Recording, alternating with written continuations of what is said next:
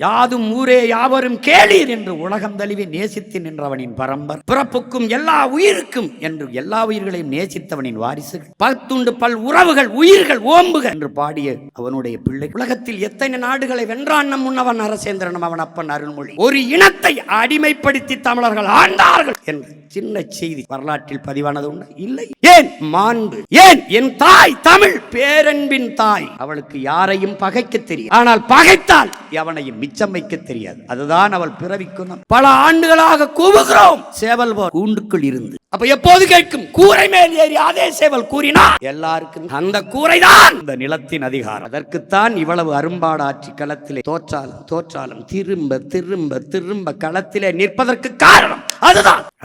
தோற்று போனால் உங்கள் கட்சியில் இருக்கிற பிள்ளைகள் துவண்டு போய் விடுவார்களா? இல்லை, வீர சுதந்திரம் வேண்டி நின்றார் வேறொன்று கொள்வாரோங்கிறான் எங்கள் பாட்டன் பாரதி.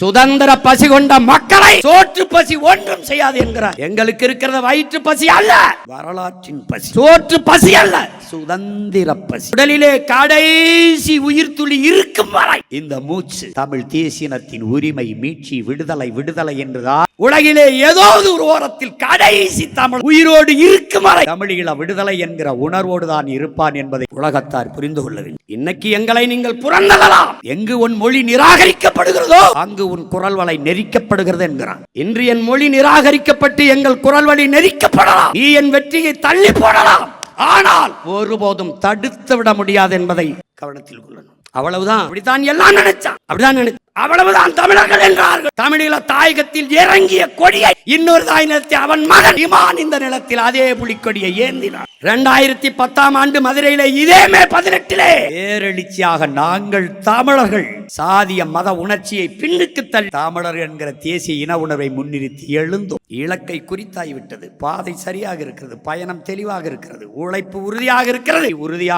உழைப்பு கடுமையாக இருக்கிறது, வெற்றி உறுதியாக இருக்கிறது.